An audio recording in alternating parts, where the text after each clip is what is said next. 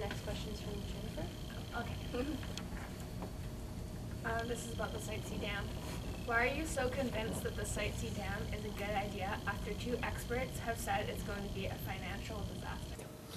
So, it's always a bit of a balance again around planning for the future and looking forward. And hydro, everyone agrees, is one of the greenest forms of electricity out there that you can have. So BC is blessed to have as much access to hydropower as we do. But the reality is, as we move forward into future generations, we are going to need more power. I think everyone also agrees that things in terms of energy source consumption are going to keep shifting more to electricity, and that includes most specifically automobiles. But you even look in your own homes in terms of the sheer volume of electronics that people have. We've been talking about broadband up the valley. As soon as everyone has full live stream capabilities, the Netflix and everything else, and the extra TVs that come with that, multiply the power supply that everyone needs. In addition, and the North Thompson Valley is a very good example of constrained power supply, which is restricting some economic growth in this valley as well. Not that Site C would solve that problem, but I think it's just an example of planning for the future in terms of making sure we have the power that people need as we keep trying to expand and grow our economy. The existing dams we have done a great job, but back when they were built 50, 60 years ago, people were saying the same thing about those dams, and I would really hate to think that we hadn't built those dams and we're relying on coal-fired energy generation like they do in Alberta, and what that would do to our air sheds, and what makes BC so special and unique. So again, it's about those trade-offs of trying to supply the power while you're still trying to respect the environment at the same time, and there's no way to do anything without damaging some earth or moving earth. There's no way to create a subdivision for all the housing we live in without going into forested areas or things like that nature as well. Yep. All right. Our next question is from Tracy. Yeah. The carbon tax is meant to keep people from buying more oil. If you're not raising the carbon tax, what other strategies are you going to use to reduce the CO2 emission? So the carbon tax, and BC was the leader in carbon tax in North America in terms of bringing that in. Why we've made it revenue neutral was to try to affect that lifestyle change for people. But frankly, it was really more about the larger centers in terms of that change, recognizing that in the more rural settings, strictly because of lack of transit or distance between towns and travel routes that people do for commerce, there's always going to be more travel and more consumption per household in terms of heating and in terms of transportation. And so in the interior, what the government did was they added an extra $200 homeowner grant to people that live outside of Metro Vancouver areas and the Capital Regional District area, to recognize the fact that our climates are different and there's those travel differences.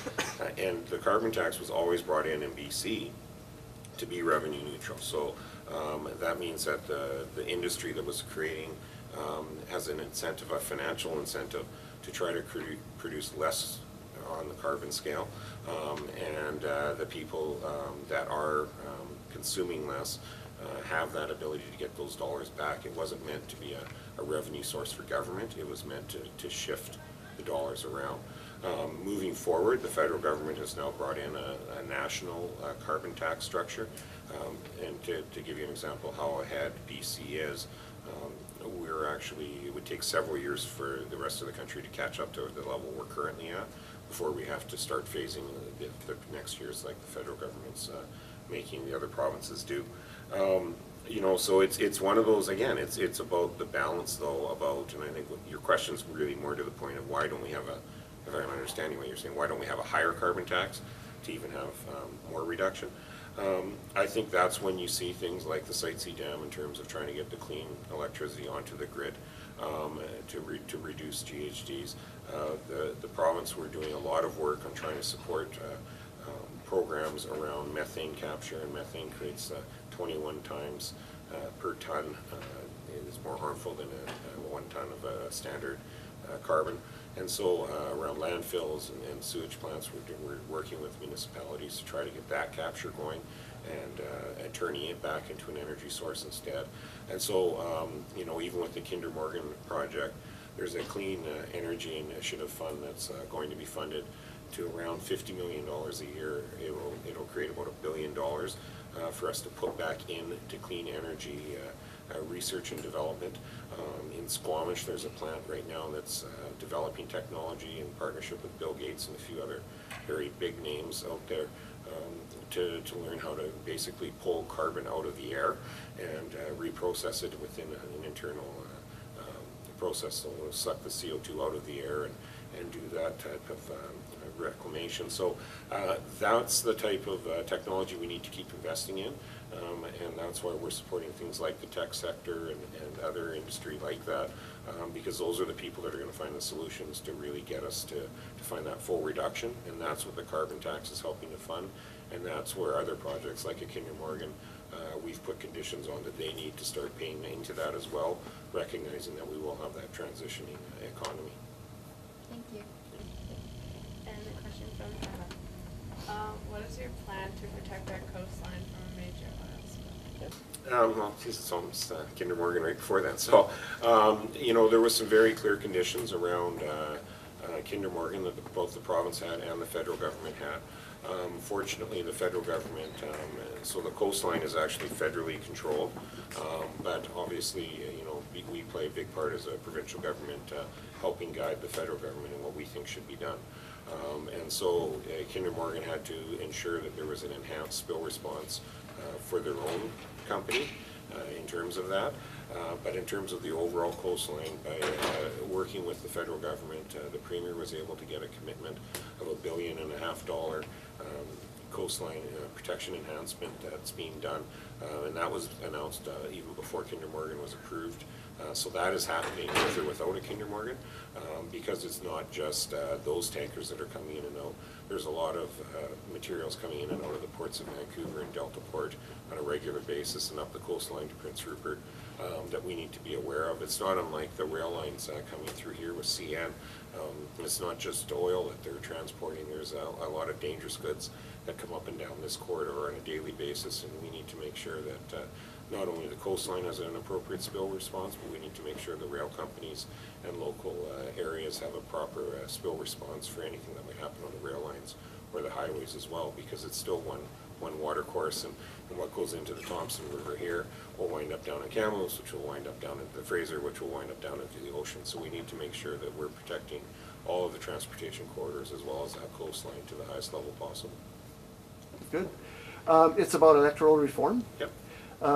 What do you personally think of our current system, the first past the post system? Personally, I'm supportive of the first past the post system.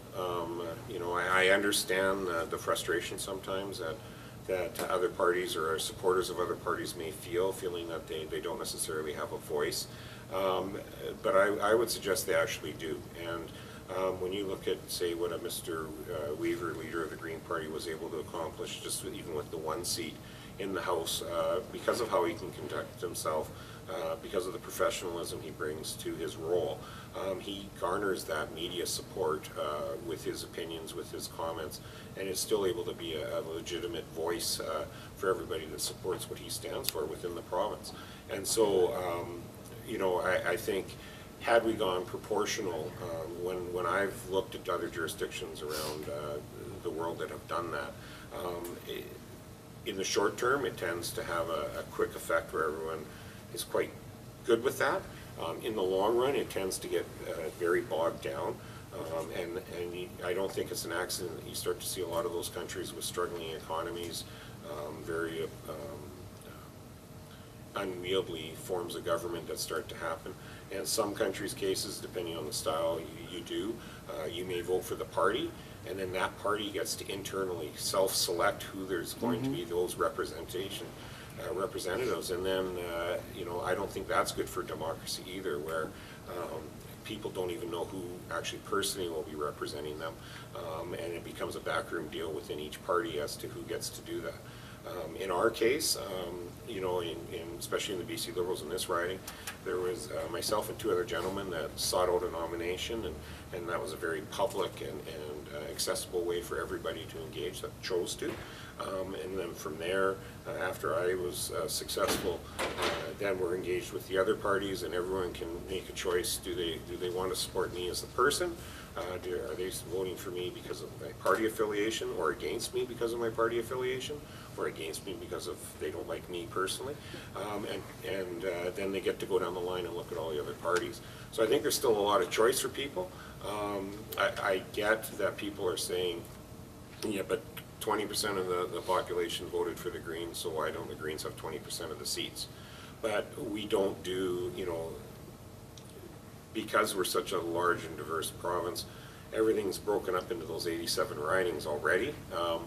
It gets very tough to say, you know, there's certain ridings, this riding last time, no Green ran. So, you know, with that, and I know I'm picking on the Greens, but that's because they're the third party, so typically that's who those supporters are the most wanting electoral change. But there was no Green candidate last time at all in the Kamloops North Thompson or Kamloops South Thompson. So, you know, what percentage of vote within this riding then should be allocated in a proportional representation, because provincially they got X amount of a vote, right? And so I prefer still keeping politics at this level even somewhat localized, so that you can actually send somebody to Victoria that is still from the general area, willing to advocate for the local priorities that are set forth by the local councils, and move those initiatives forward as best as they can. It doesn't mean you're always going to succeed, but they can bring that local perspective to the table as opposed to a random system based on a percentage of. Yeah, fair enough, and that's always an issue. Do we vote for the party or do we vote for the candidate? Which leads to another question. What if you're elected but the Liberals are not? Well, again, I think first and foremost, people, you know, you want an MLA that's there to represent the priorities and the wants of the area. And so as the 9-year mayor of Kamloops, I've seen firsthand communities that work well with their MLAs, regardless of political stripe, and communities that are at odds, and the MLA is fighting with. And so in this riding, we've been very fortunate that all the mayors and councils, regardless of their overall political views, have taken that approach as well, and we've seen great gains in this area. You just think of the recent announcements around water systems and septic handling facilities that we've seen up in Clearwater area in the last few months. So my view is that the MLA, first and foremost, is an MLA for the riding. You need to work with the government, whoever the government happens to be, and you need to bring forward the localized priorities. It needs to be Clearwater, Blue River, and Barrier and them telling Victoria what they need, not Victoria telling Clearwater what Clearwater needs. And so you need someone that's able to send that message and have those discussions and be able to work with who's ever in government. As the mayor of Kamloops, I've worked with federal conservative government. I've worked with the federal liberal government before the Conservatives as a councillor, and now I've worked again with the federal liberal government. And I've worked, obviously, it's only been the BC Liberals provincially, but as regional district chair for the TNRD, and I was regional district chair before Clearwater was even a district, when it was still an electoral area. I would have to work on lobbying projects in the Merritt area, as an example, when Harry Lally was an NDP MLA, even though he was in opposition, and we worked together with Stockwell Day, who was the riding representative as a federal conservative. And so, you know, I think that's the key, is people willing to work together after an election's over. You put apart your party differences, but you need someone that knows how to actually work with other parties and work with other people behind the scenes to actually get what the communities need, as opposed to non-stop fight.